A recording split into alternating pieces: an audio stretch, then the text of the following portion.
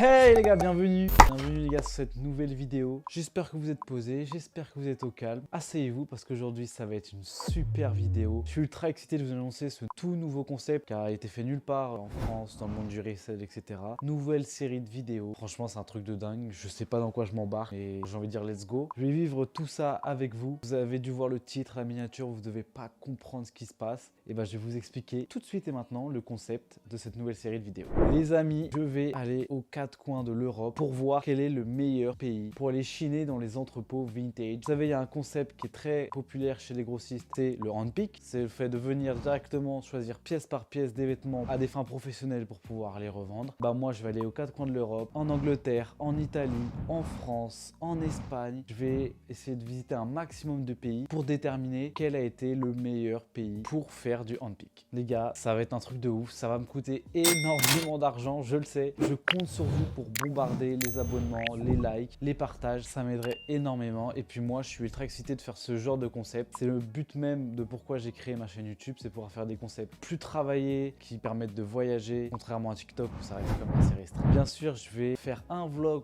pour chaque pays où je vais aller. Et aujourd'hui, on va commencer par le plus cohérent, le plus basique. On va aller en France, dans un entrepôt près de Paris, pour voir si le handpick en France, ça vaut le coup. On va se rendre chez Powpick Vintage. J'y suis déjà allé plusieurs fois là-bas. Ils sont en train de faire des promos. On va aller voir si on peut trouver des belles pièces. Alors j'ai un peu peur que, vu qu'ils fassent des promos, c'est qu'ils sont en train de renouveler le stock. J'ai un peu peur qu'il n'y ait pas grand-chose, que les meilleures pièces soient parties. Mais si on peut choper des petites pièces sympas à des prix abordables, bah moi ça me va. En plus, j'y vais parce qu'aussi je prépare un événement, un pop-up vintage physique. Donc j'ai besoin de pièces plutôt stylées. C'est parti les gars pour le premier épisode de quel est le meilleur pays pour faire du handpick en Europe. On est parti, on commence avec la France. Let's go!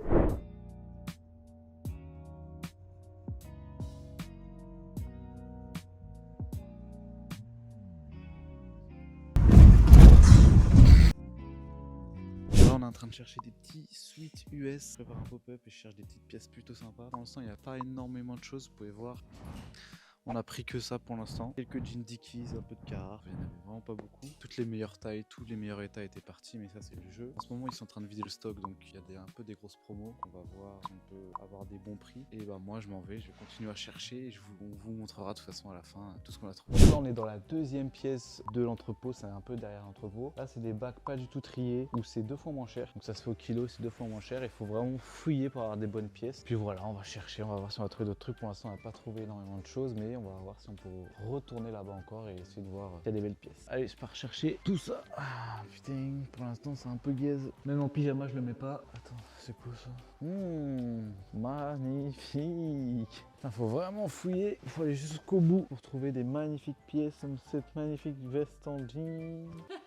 Les Boston Red Sox. J'ai rien à dire. Y a rien à dire. Purée, j'ai enlevé tout ça pour un pauvre débardeur tout placo.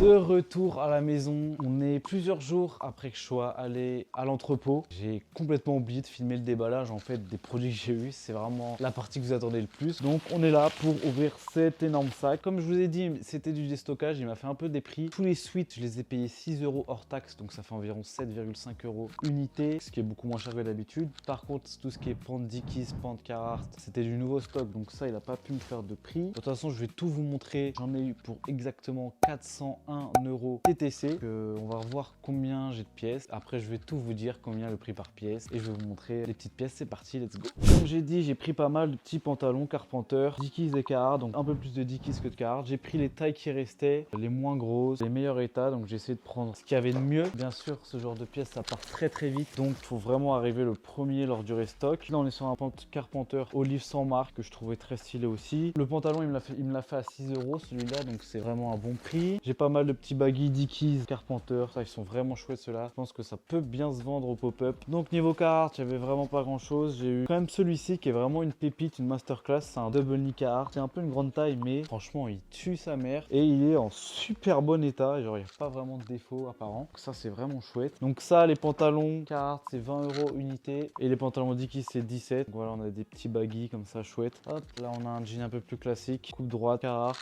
Encore du Dickies en bon état. Pareil, Dickies. Pareil, du Dickies. Celui-là, il est vraiment stylé, la couleur. Hop, un petit dernier avec un petit effet destroy devant. J'ai pris, alors ça, je savais pas du tout à quel prix c'était. Il me les a facturé 15 balles pièce. C'est vachement cher. C'est des pantalons tout droit Ralph Lauren. J'avais pris ça parce que j'avais peur de pas atteindre le minimum de commandes. Donc j'en ai pris 2 ou 3 comme ça, des Ralph Lauren. 15 balles l'unité. Ça fait genre du 17 balles TTC. Ça fait vachement cher. J'ai pris une petite veste sans manches avec un peu de moumoute à l'intérieur. Carhartt. Vous pouvez voir le petit Carhartt en dessous. Ça a dû me revenir ça à 15 € je pense. J'ai pris des petites pièces Carhartt comme ça. En fait j'ai trouvé ce qu'il y avait en Carhartt. J'ai pris parce qu'il y avait vraiment pas énormément de choses. Pareil ça doit me revenir à au moins 7-8 €. Pareil ça. Petit long sleeve Carhartt. Ça doit être 10-12 €. J'ai trouvé aussi quelques polos Ralph Lauren. Donc ça va être pour cet été. Pas pour le pop-up. J'en ai trouvé quelques-uns donc je les ai pris. Je n'avais pas prévu de prendre des polos du tout. Je leur ai dit même que je voulais pas prendre de polos. Et vu que j'en ai trouvé, j'en ai pris quelques-uns. Et ensuite tous les suites qui m'a fait à 6 €. Donc je vais vous montrer, c'est principalement des suites US, donc des suites US, des bons suites US premium. J'avais envie de prendre pour le pop-up, donc on a par exemple un suite comme ça. On a du gros suite universitaire sport, donc bien épais, du vrai vintage. On a un petit suite Nike, pareil ça 6 € avec des grosses broderies.